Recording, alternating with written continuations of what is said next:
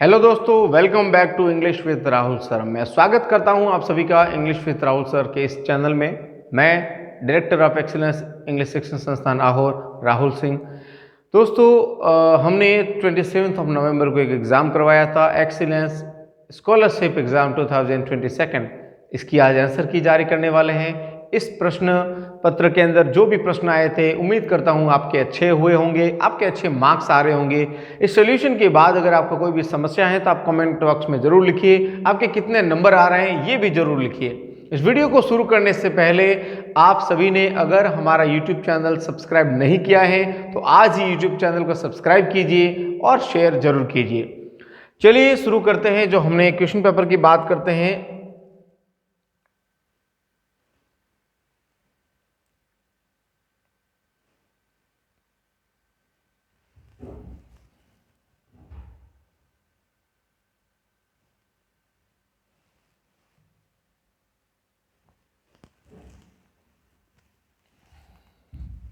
ठीक है दोस्तों, शुरू करते हैं आज का क्वेश्चन पेपर।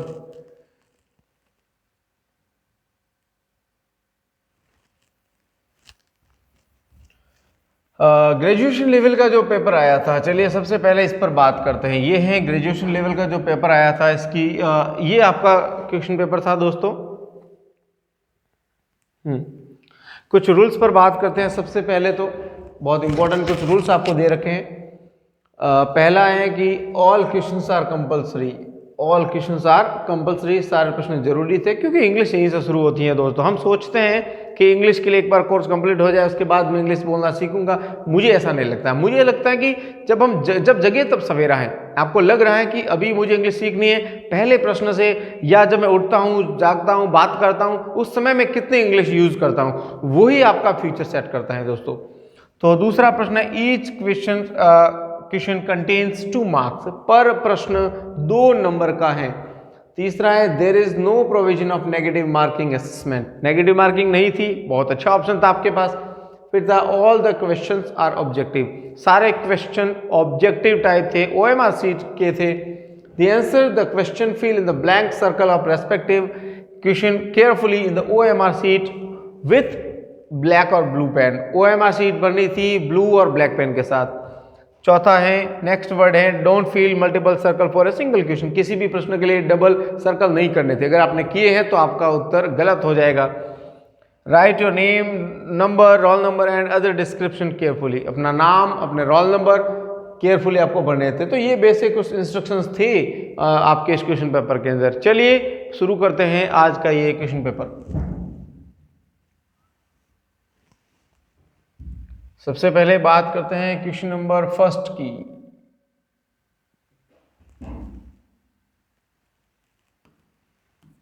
चलिए, पहला प्रश्न हमारे सामने दे रखा है, प्लीज रिक्वेस्ट करके बोल रहा है कि please send for a doctor. Doctor के पास भेजना है। तो डॉक्टर के पास भेजने के लिए, सजेस्ट करने के लिए जो प्रीपोजिशन यूज की जाती है वो कौन सी वर्ड यूज की जाती है? Send for. तो फॉर वर्ड यूज होता है। ए ऑप्शन बिल्कुल सही है, जिसने भी किया उसका सही है। Question number 2, choose the correct spelled word. Correct spelled word from the given alternative. Adolescence का मतलब होता है किशोरावस्था। तो किशोरावस्था के लिए सही स्पेलिंग कौन सी होती है? सी ऑप्शन बिल्कुल सही था। तो ये आपको लिखना है दोस्तों। क्वेश्चन नंबर 2 क्लियर है। क्वेश्चन नंबर 3 की बात करते हैं, चूज द करेक्ट। कई सारे सवाल हैं जो अपर प्राइमरी लेवल में या सेकेंडरी, सीनियर सेकेंडरी लेवल में भी दे रखे थे, तो वो सवाल भी आपको दिए हुए हैं। Fill in the blanks with the correct alternative. Ravi was going college when his parents died in crash. अब कौन से क्रैश की बात हो रही है? प्लेन क्रैश की। तो सही स्पेलिंग क्या होती है? C, plane crash. Ravi was going to college. Ravi college जा रहा था जब उसके पिताजी की प्लेन एक्सीडेंट में डेथ हो गई थी, उनके पेरेंट्स की। तो सी ऑप्शन सही है। क्वेश्चन नंबर 5 की बात करते हैं, fill in the blanks with the correct alternative. Going to cinema tomorrow. कौन सिनेमा जा रहे हैं? हम, यानी कि हम को इंग्लिश में कहता है वी, और हम सिनेमा जा रहे हैं तो वी के साथ आर आता है दोस्तों। तो आर के हिसाब से डी सही है, क्योंकि वेयर मतलब कहाँ, तो बिल्कुल नहीं हो सकता। वेयर मतलब पहनना, और वर एक हेल्पिंग वर्ब है, ऑक्सिलरी वर्ब है, जिसका यूज यहाँ नहीं हो सकता। तो डी ऑप्शन बिल्कुल सही है। बात करते हैं नेक्स्ट की, choose the correct synonym of the given word diminish. Diminish एक वर्ड नेगेटिव वर्ड है जिसके अंदर है गिरावट या फिर घटाना, कम करना। कौन सा ऐसा ऑप्शन हो सकता है? डी ऑप्शन है, डिग्रेड कर देना। रीस्टोर, रिवाइव, इम्पार्ट का मतलब होता है वापस लाना, पुनर्जीवित कर देना, लेकिन डी ऑप्शन है कमी लाना, तो डी ऑप्शन सही है। क्वेश्चन नंबर 7 की बात करते हैं। आई एम कुकिंग फूड, यानी कि एक्टिव वॉइस का सेंटेंस है, इसको पैसिव वॉइस में बदलना है। एक्टिव वॉइस के सेंटेंस को पैसिव वॉइस में कैसे बदलते हैं, इस पर हम बात करते हैं। मैंने पहले भी बात करी थी एक्टिव वॉइस के सेंटेंस की। जब एक्टिव वॉइस के क्वेश्चन की बात करते हैं तो इसका फॉर्मूला होता है सब्जेक्ट, वर्ब और ऑब्जेक्ट, और यहाँ पर हेल्पिंग ऑफ दे रखी होती है। जब भी इसको पैसिव वॉइस में बदलते हैं तो ऑब्जेक्ट आ जाएगा सब्जेक्ट के प्लेस पर और सब्जेक्ट आ जाएगा ऑब्जेक्ट के प्लेस पर, लेकिन इससे पहले लगेगा बाय। तो इसका सही फॉर्मूला क्या होगा वो हम बात करते हैं। ऑब्जेक्ट के बाद होते हैं क्या? Helping verb. फिर क्या होते हैं? वर्ब की हमेशा थर्ड फॉर्म फिक्स है और फिर बाय लग के ऑब्जेक्ट लगता, सब्जेक्ट लग जाता है। तो ये फॉर्मूला होता है। एक्टिव का ये रहा और पैसिव का ये फॉर्मूला, ये दोनों फॉर्मूले पर हम बात करते हैं। सवाल दे रखा है आई एम कुकिंग फूड, तो फूड वर्ड ऑब्जेक्ट है जो सब्जेक्ट के प्लेस पर आ जाएगा, तो फूड सबसे पहले कहाँ आ रहा है? इन दोनों में आ रहा है। फिर आई पीछे जाएगा तो बन जाता है मी, ये भी दोनों में सही है। और मी के साथ बाय लगता है, बिल्कुल बाय, जैसे हमने बात करी थी वहां पर, तो यहाँ पर बाय वर्ड लग रहा है जो बिल्कुल सही है। फिर इज वर्ड किस में कन्वर्ट होता है? I am, is are am convert होता है। मैंने पहले भी कुछ क्वेश्चन पेपर में कह चुका हूं, और मैंने पैसिव वॉइस का एक फॉर्मूला जो है आपका टॉपिक बनाया हुआ है और मैंने पोस्ट किया हुआ है। आप एक्टिव पैसिव वॉइस से जुड़ी हुई कोई भी समस्या हो उस वीडियो को जरूर देखिए। एक्टिव वॉइस और पैसिव वॉइस से जुड़ी हुई आपको कोई भी समस्या फ्यूचर में नहीं आएगी। इज आर एम कन्वर्ट होता है, तो इज आर एम किस में कन्वर्ट होता है? Is are am plus being जुड़ जाता है इनके साथ। तो कोई ऐसा ऑप्शन है क्या जिसमें इज आर एम के साथ बीइंग आ रहा है? बिल्कुल इज बीइंग, सी ऑप्शन आ रहा है। तो वर्ब की थर्ड फॉर्म तो फिक्स है, दोनों में आएगी, लेकिन इज बीइंग आने की वजह से ये ऑप्शन हमारा सही हो जाएगा। तो अगर आपके क्वेश्चन आता है जिसमें एक्टिव और पैसिव वॉइस दिया हुआ है और पूछा जाता है कि कौन सा सही है, तो ये आप जरूर याद रखें कौन सी हेल्पिंग वर्ब किस में बदलती है। Choose the correct antonym to the given word opulence. Opulence का मतलब क्या होता है? ऑप्यूलेंस का मतलब होता है कमी रहना किसी चीज की, गरीबी में कह सकता हूं, दरिद्रता। तो उसके लिए कौन सा वर्ड सही रहेगा? तो वो रहेगा कौन सा? पॉवर्टी वर्ड बिल्कुल सही रहेगा। बाकी सब में धन की बात हो रही है, पैसों की बात हो रही है, बजट की बात हो रही है, राजस्व की बात होती है। फिस्कल का मतलब राजस्व, पॉपुलरिटी मतलब पहचान, बहुत। ये जो वर्ड है राज कार्य से जो खर्च होता है, राज मैं कह सकता हूँ कि जो सरकारी खजाने में जो पैसे खर्च होते हैं उसके लिए, यानी कि हम कह सकते हैं क्या? तो ये क्या हो जाएगा? फिस्कल मतलब कि बजट, राज काज में जो पैसा खर्च होता है उसके लिए। मॉनेटरी का मतलब होता है धन, व्यय, वो सारा। तो यहाँ सी ऑप्शन सही हो जाएगा। Question number 8 is clear. बात करते हैं क्वेश्चन नंबर 9 की। Pronoun are used. प्रोनाउन क्या होता है? प्रोनाउन वो होते हैं जो सब्जेक्ट के प्लेस पर यूज होते हैं। सब्जेक्ट के प्लेस पर यूज होने वाले जितने भी सेंटेंसेस होते हैं उनको, वर्ड को क्या कहा जाता है? प्रोनाउन कहा जाता है। जो वर्ड सब्जेक्ट के प्लेस पर यूज होते हैं उन सभी को क्या कहा जाता है? Object, pronoun. तो इसकी डेफिनेशन क्या होती है? चलिए इस पर बात करते हैं। प्रोनाउन की जो डेफिनेशन होती है, प्रोनाउन की जो डेफिनेशन होती है, pronoun is used in place of noun. कोई ऐसा है यहाँ पर जो नाउन के प्लेस पर आता है उसको क्या कहते हैं? प्रोनाउन कहते हैं। तो देखिए प्रोनाउन कौन सा है इसमें से? नाउन के प्लेस पर कोई वर्ड यूज होता है, जैसे कि अगर मैं कहता हूं कि रमेश पढ़ रहा है, तो नाउन के प्लेस पर यूज हो रहा है। नाम है रमेश और रमेश को आपने कन्वर्ट कर दिया किसमें? नाम में। तो अब हम रमेश रमेश नहीं कहेंगे, तो अब हम क्या वर्ड यूज करेंगे उसकी जगह पर? उसकी जगह हम यूज करेंगे ही। तो अब ही क्या हो जाएगा? प्रोनाउन हो जाएगा। अब pronoun is used in place of noun. अब प्रोनाउन की जगह क्या वर्ड यूज हो जाएगा? ही वर्ड यूज हो जाएगा। तो यहाँ पर प्रोनाउन की जगह पर जो वर्ड यूज होता है उसको क्या कहा जाता है? Noun. Pronoun is used in place of noun. Noun की जगह पर जो वर्ड यूज होता है उसको प्रोनाउन कहते हैं। तो नाउन की जगह ये ऑप्शन सही है हमारा। क्वेश्चन नंबर 10 की बात करते हैं। This is a balloon. What is the spelling of balloon? Balloon मतलब गुब्बारा, उसकी स्पेलिंग क्या होती है? तो ए ऑप्शन सही है, क्योंकि डबल ए, डबल एल और डबल ओ होता है, वो स्पेलिंग सही होती है। ये आपके अपर प्राइमरी और प्राइमरी लेवल में भी ये सवाल आ चुका है। The first letter of the word in a sentence should be. Sentence में फर्स्ट लेटर क्या होना चाहिए? चलिए इस पर बात करते हैं। The first letter of the word in a sentence should be. Sentence के अंदर फर्स्ट लेटर क्या होना चाहिए? कैपिटल होना चाहिए। क्या होना चाहिए? कैपिटल होना चाहिए। तो बी ऑप्शन हमारा बिल्कुल ही सही है। बात करते हैं अगले क्वेश्चन की। Question number 12। क्वेश्चन नंबर 12 में क्या दे रखा है? द सन ये जो वर्ड दे रखा है प्रेजेंट इंडेफिनिट का, प्रेजेंट इंडेफिनिट के बहुत से एक सवाल आते हैं कंपटीशन एग्जाम्स के अंदर। तो यहाँ पर बात करते हैं सन राइज, राइजेज या राइज्ड, तो बिल्कुल सही उत्तर क्या हो जाएगा यहाँ पर राइजेज। राइज के साथ एस एस लगता है तो सी ऑप्शन बिल्कुल ही सही हो जाएगा। The sun rises in the east, क्योंकि मैंने कहा था सब्जेक्ट सिंगुलर हो, सब्जेक्ट क्या होता है सिंगुलर, और वाक्य के अंत में क्या लगता है ता है, ती है या ते है लगता है, वहां पर हमेशा क्या आता है वर्ब के साथ एस यस लगता है, तो वो सेंटेंस प्रेजेंट इंडेफिनिट का होता है, प्रेजेंट सिंपल का होता है। तब यहां पर बिल्कुल ही सही ऑप्शन हो जाएगा हमारा सी ऑप्शन हो जाएगा। चलिए बात करते हैं नेक्स्ट क्वेश्चन की। Okay, question number 13, which is the antonym of possible. Possible का मतलब होता है संभव, और इसके लिए इसका ऑपोजिट वर्ड कौन सा हो जाएगा इम्पॉसिबल। इम्पॉसिबल का मतलब क्या होता है असंभव। इम्पॉसिबल का मतलब होता है असंभव। इम्पॉसिबल का मतलब क्या होता है असंभव। पॉसिबल मतलब संभव, तो यहाँ ऑपोजिट पूछ रहा है न कि सिनोनिम, तो डी ऑप्शन सही होगा। क्लियर मतलब खत्म कर देना, क्लियर कर देना, पूरा कर देना। सीम मतलब होता है प्रतीत होना या नजर आना। सीम का मतलब क्या होता है प्रतीत होना। इट सीम्स लाइक, मुझे ऐसा प्रतीत होता है, ऐसा प्रतीत होता है, कहता है ना इट सीम्स लाइक।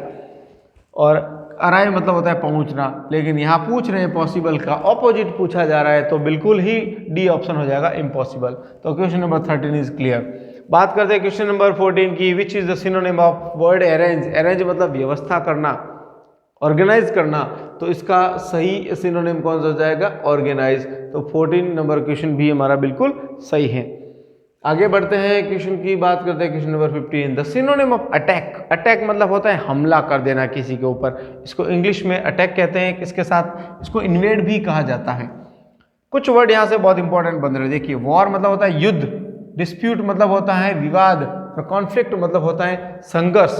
तो इस तरीके से इनको बांटा जा सकता है 3 प्रकारों में, वॉर, डिस्प्यूट और कॉन्फ्लिक्ट। ये अलग अलग वर्ड है, लेकिन पूछ रहे अटैक, तो अटैक के लिए वर्ड कौन सा सही हो जाएगा इन्वेड। ठीक है दोस्तों, वॉर मतलब क्या होता है युद्ध, डिस्प्यूट मतलब क्या होता है विवाद, डिस्प्यूट का मतलब विवाद, और कॉन्फ्लिक्ट का मतलब क्या हो जाती है संघर्ष। ये तीनों वर्ड आप याद रखें, बहुत इंपॉर्टेंट वर्ड है। कॉन्फ्लिक्ट का मतलब क्या होता है संघर्ष। चलिए बात करते हैं नेक्स्ट क्वेश्चन की।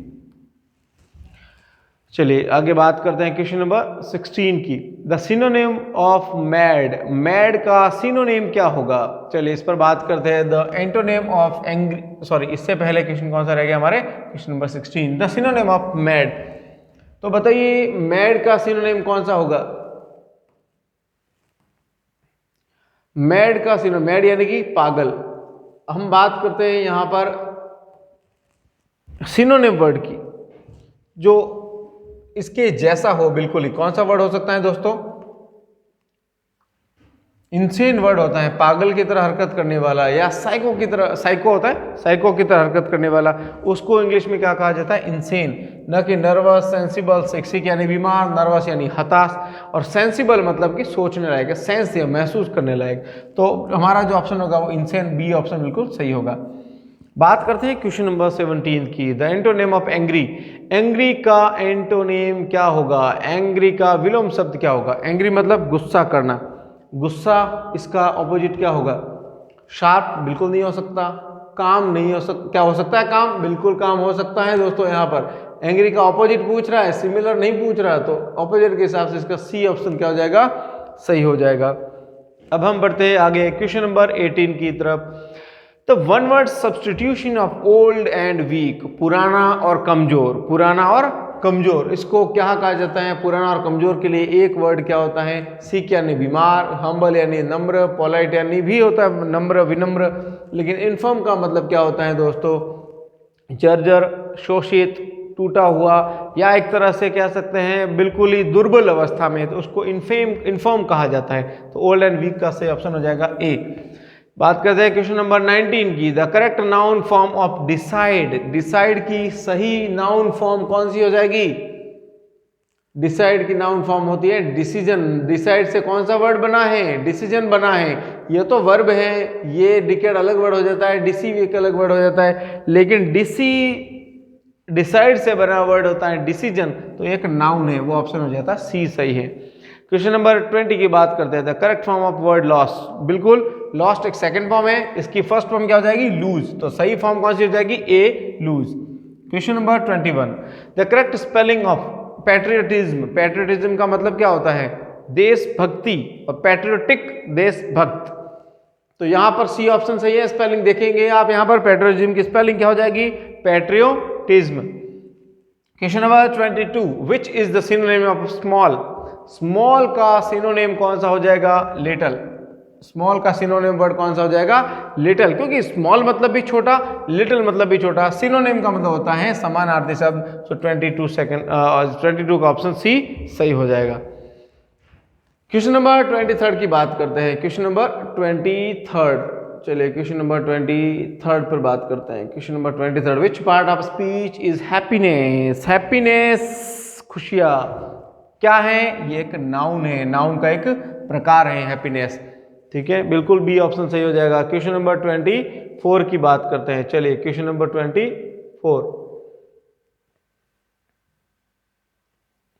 क्वेश्चन नंबर 24, चलिए दोस्तों क्वेश्चन नंबर 24 को लेकर आते हैं। My name is Rakesh, my village is Rakesh, my paper is Rakesh, या माई हैंड इज राकेश, तो व्यक्ति का नाम है और नाम के लिए क्या हो जाएगा माई नेम इज। बहुत इजी सवाल दिया था, मैं उम्मीद करता हूं आप सभी के अच्छा हुआ होगा पेपर, यह सवाल तो बहुत इजी था। Transform the given sentences into passive voice, invigilator was reading out the instructions, ये बहुत इंपॉर्टेंट सवाल है, ये भी आया हुआ था सेकेंडरी सीनियर सेकेंडरी के लेवल में ये सवाल आया था। यहां पर सब्जेक्ट है इन्विजिलेटर और यहां पर was reading out the instructions, instructions क्या है बहुवचन है, प्लूरल वर्ड है, तो ये आगे आ जाएगा, तब देखते हैं वर्ब में क्या बदलाव आता है। अभी वर्ब कौन सी दे रखी है वॉज दे रखा है, क्योंकि सब्जेक्ट क्या है इन्विजिलेटर सिंगुलर है, लेकिन जब हमारा सब्जेक्ट बहुवचन हो जाएगा तो हमारी वर्ब भी चेंज हो जाएगी, हेल्पिंग वर्ब चेंज हो जाएगी। द इंस्ट्रक्शंस वर, यहाँ और कौन सा वर, इसमें भी वर है, लेकिन आगे देखते हैं क्या होता है।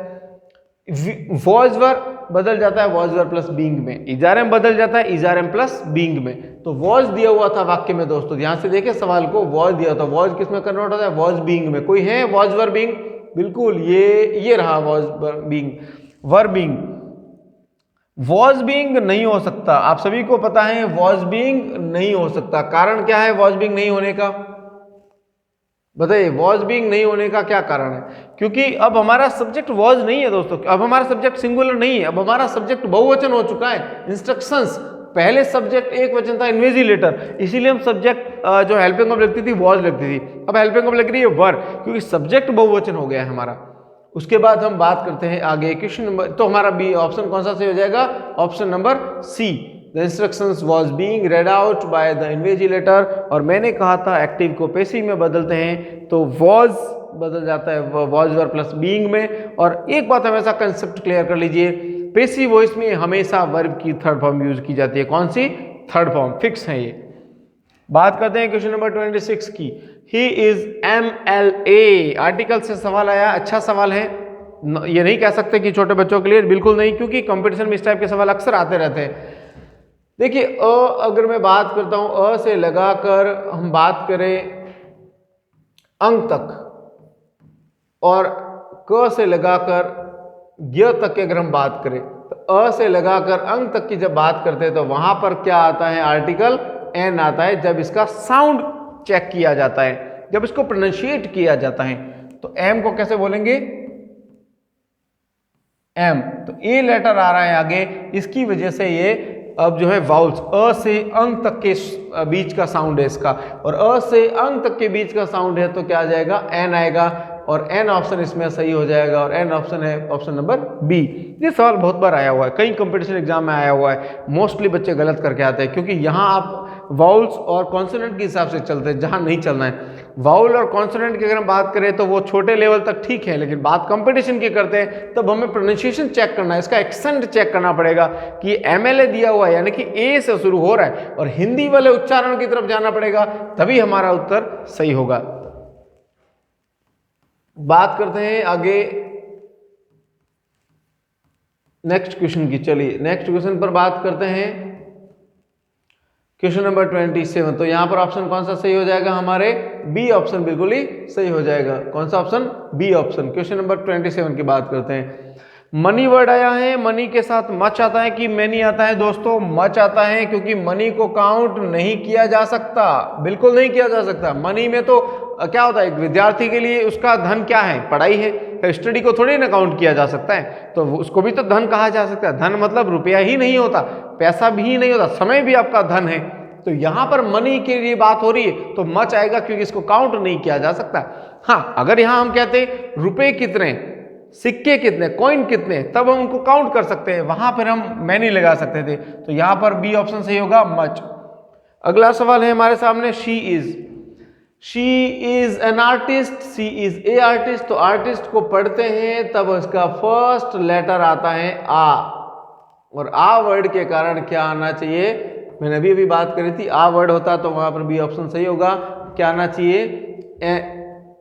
एन आना चाहिए। क्या आना चाहिए? एन आना चाहिए। सी इज एन आर्टिस्ट, तो यहां पर ऑप्शन में क्या आ जाएगा? एन।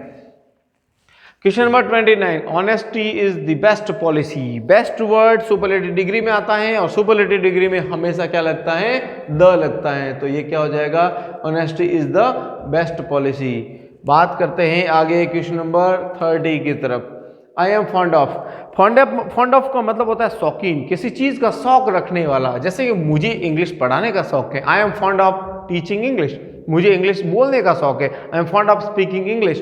तो फॉन्ड ऑफ वर्ड होता है शौकीन वर्ड के लिए यूज होता है, तो फॉन्ड के साथ क्या जुड़ना चाहिए? ऑफ। तो पूरा वर्ड क्या हो जाएगा? A, fond of. A option हमारा बिल्कुल सही हो जाएगा।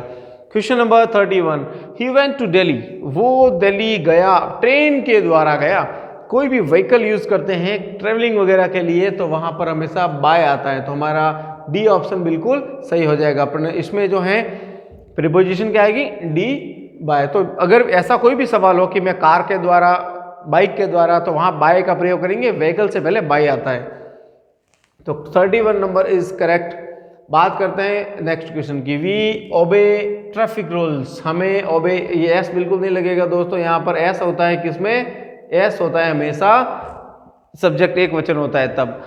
तो यहाँ ओबेज नहीं लगेगा, ओबे लगेगा। लेकिन we must obey traffic rules, तो हमें ट्रैफिक रूल्स बिल्कुल फॉलो करने चाहिए। जब आपको कोई सलाह दी जाती है, लेकिन वो जरूरी सलाह होती है, तब वहां आएगा मस्ट। लेकिन सलाह नॉर्मली है, जरूरी नहीं है, आपकी इच्छा हो तो करे, वहां पर क्या आएगा? शुड।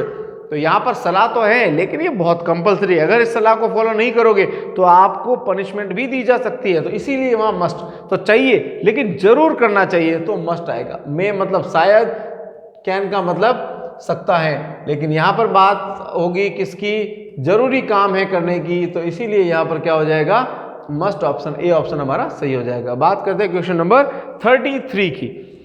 33 नंबर जो क्वेश्चन है, व्हाट इज द स्कोर। अब स्कोर यानी कि क्रिकेट मैच के स्कोर की बात की जा रही है, क्रिकेट के स्कोर की बात। तो यहां पर जो स्कोर है दोस्तों, क्रिकेट के स्कोर की बात हो रही है, तो क्रिकेट का कौन सा स्कोर? Latest score. तो क्रिकेट का कौन सा स्कोर की बात हो रही है? Latest score. लेटेस्ट यानी कि ताजा स्कोर कौन सा है? तो ताजा के लिए कौन सा वर्ड हो जाएगा? लेटेस्ट। डी ऑप्शन हमारा सही हो जाएगा। कौन सा ऑप्शन? डी ऑप्शन सही हो जाएगा। बात करते हैं क्वेश्चन नंबर 34 की। किसकी? क्वेश्चन नंबर 34 की। क्वेश्चन नंबर 34 क्या कह रहा है? He is the tallest. अब यहां देखो, दो ये डिग्री की बात हो रही है। क्वेश्चन नंबर ए 34 में ही के साथ किसका कंपेयर किया जा रहा है? हिज सिस्टर, यानी कि दोनों के बीच में किया जाता है। ए और बी के बीच में जब तुलना की जाती है, ए और बी के बीच में तुलना की जाती है, वहां पर कौन सी डिग्री आती है? कंपैरेटिव डिग्री, क्योंकि कंपेयर किया जा रहा है। साधारण क्वालिटी बता रहे होते तो पॉजिटिव डिग्री होती, एक के लिए क्वालिटी बताना पॉजिटिव डिग्री, दो के बीच में तुलना बताना कंपैरेटिव डिग्री, और बहुत सारे लोगों के बीच में बताना सुपरलेटिव डिग्री होती है। लेकिन यहां पर सिर्फ दो लोग हैं, ही एंड हिज सिस्टर। तो कंपैरेटिव डिग्री में हमेशा वर्ड के पीछे क्या लगता है? ER लगता है, जो यहाँ टॉलर में लगा है, बाकी कहीं नहीं है। तो हमारा ऑप्शन ए सही हो जाएगा। कौन सा option? A. He is taller than his sister. Question number 35, superlative degree of beautiful. Beautiful मतलब सुंदर, सुंदर की डिग्री, ब्यूटीफुल मतलब सुंदर, सुंदर दया का भाई नहीं, जेठालाल का साला नहीं। यहाँ सुंदर का मतलब क्वालिटी बता रहे हैं। सुंदर मोस्टली लड़कियों के लिए यूज होता है। फेयर एंड लवली लगाकर लड़के अगर यूज करते तो उनके लिए भी हम कर सकते हैं। लेकिन यहाँ सुंदर का अर्थ क्या है? ब्यूटीफुल, ब्यूटीफुल, सुंदर। तो इसकी पूछी गई है सुपरलेटिव डिग्री। तो सुपरलेटिव डिग्री क्या हो जाएगी? ब्यूटीफुल, मोर ब्यूटीफुल, क्या हो जाएगा? The most beautiful. तो कंपैरेटिव डिग्री में मोर और सुपरलेटिव डिग्री में द मोस्ट। तो कहाँ है द मोस्ट? डी ऑप्शन में। तो डी ऑप्शन हमारा बिल्कुल सही हो जाएगा। क्वेश्चन नंबर 36 पर बात करते हैं।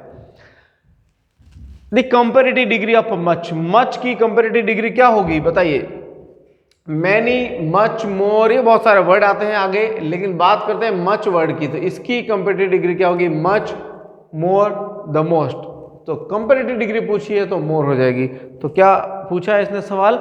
मच की कंपैरेटिव डिग्री। तो मच, मोर, मोस्ट। ठीक है, बात करते हैं आगे। Milk is sold at 35 rupees. दूध 35 रुपए लीटर में बेचा गया है। लीटर को गिन नहीं सकते, काउंट नहीं कर सकते, इसीलिए अ लीटर आएगा और एन नहीं है। देखो लीटर में फर्स्ट लेटर क्या आ रहा है? ल आ रहा है। लीटर में फर्स्ट लेटर क्या है? ल। और ल होने की वजह से इसका साउंड कॉन्सोनेंट का दे रहा है, हिंदी का कॉन्सोनेंट का, व्यंजन का साउंड है, और इसीलिए अ ऑप्शन सही होगा। तो हमारा ऑप्शन कौन सा सही हो जाएगा? सी ऑप्शन बिल्कुल सही हो जाएगा। दोस्तों आगे बढ़ते हैं। क्वेश्चन नंबर 37 के बाद क्वेश्चन नंबर 38 पर बात करते हैं। चलिए क्वेश्चन नंबर 38। क्वेश्चन नंबर 38, चलिए क्वेश्चन नंबर 38 दिया हुआ है। He is best worker of factory. Sorry, he is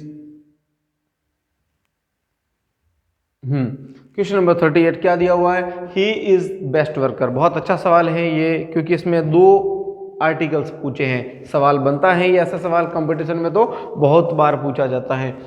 he is the आएगा इसमें। क्यों आएगा द? क्योंकि the best worker of the factory. Factory में तो बहुत सारे हैं, लेकिन सभी के अंदर बेस्ट हैं। क्योंकि बेस्ट वर्ड यूज किया, इसका मतलब ये सुपरलेटिव का वर्ड है, सुपरलेटिव है तो द तो लगेगा। तो द नदियों, नालों, तालाबों, पत्र पत्रिकाओं, उसके आगे लगता है, लेकिन सुपरलेटिव डिग्री में भी द लगता है। ये कंसेप्ट जरूर माइंड में रखें।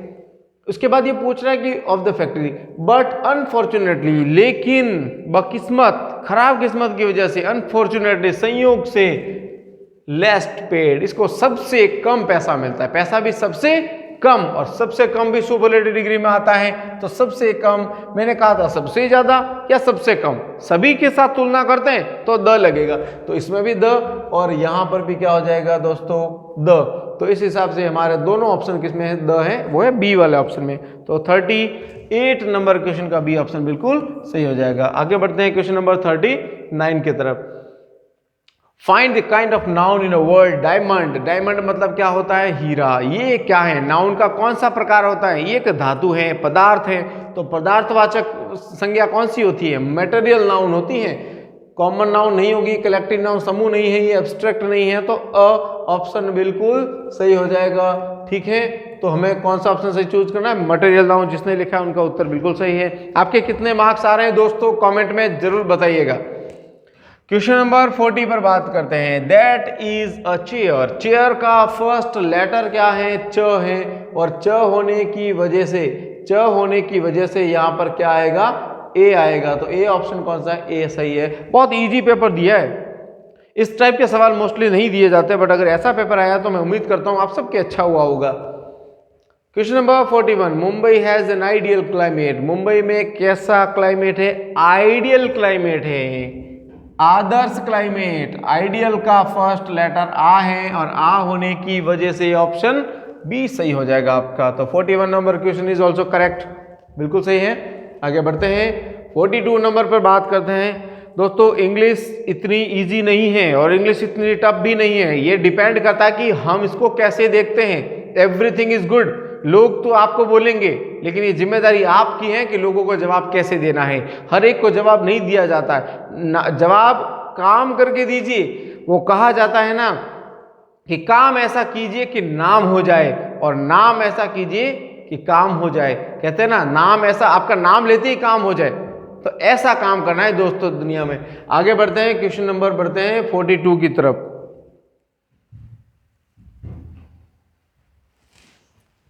Your house is beautiful garden, क्या ये इज आएगा, क्या वो जाएगा, क्या हैव आएगा या है जाएगा?